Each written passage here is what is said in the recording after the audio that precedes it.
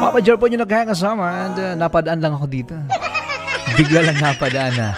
Ano nga pala, just want to say happy birthday po sa mga nagdiriwang po ng Langkaarawan, yung mga pinanganak po ng Marso 10. Ano bang mayroon?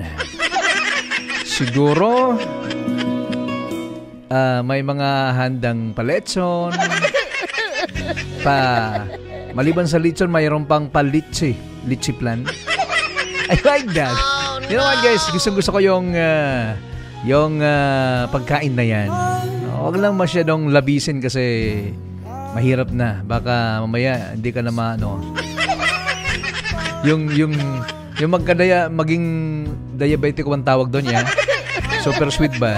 O yung nga pala, that time check was brought to us by Catalogan Doctors Hospital, Big Boss Coffee, sa may Shell Diversion Road, no? Big Boss Coffee.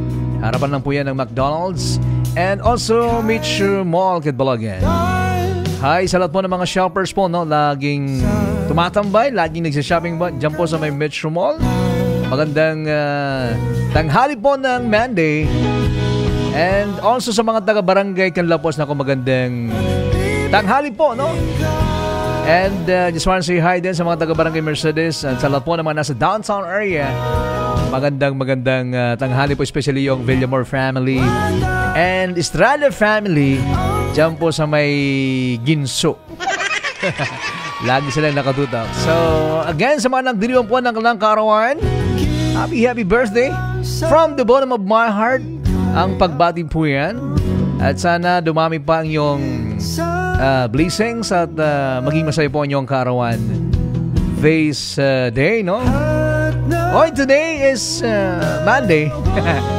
Inulit para mag-gets. March 10, 2025. Hindi ko ito malilimutan.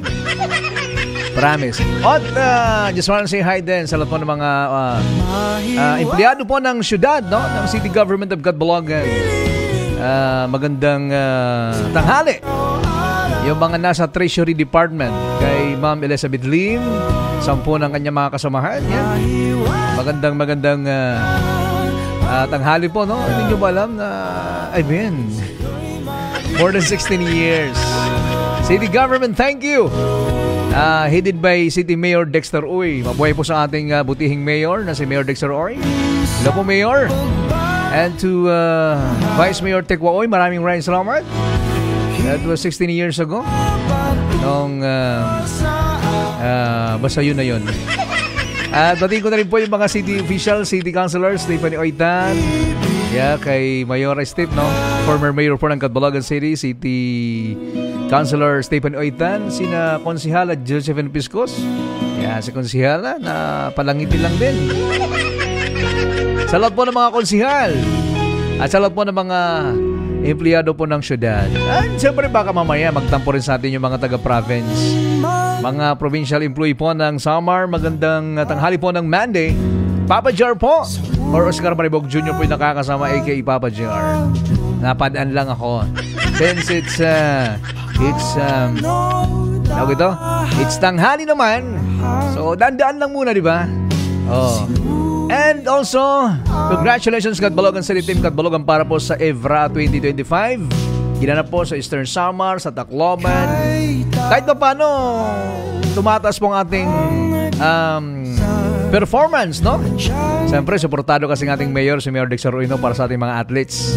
Kasi dami na ating mga nakuha na medalya, no? Gold, silver, bronze. Unlike ang mga naglabay nga mga tuig, medyo nasa baba tayo, no? Sa buong Region 8, no? But this time, paangat na po tayo. Pero still champion pa rin po, no? Overall yung taga-Ormoc, nako. Congratulations kay paring Richard Gomez at kay Mayora Losi Torres din, no? Tama ba? Sino ba? Si Mayor, yung Mayor ngayon, di ba si Ma'am Losi? But not so updated to sa politika sa Ormoc, ano?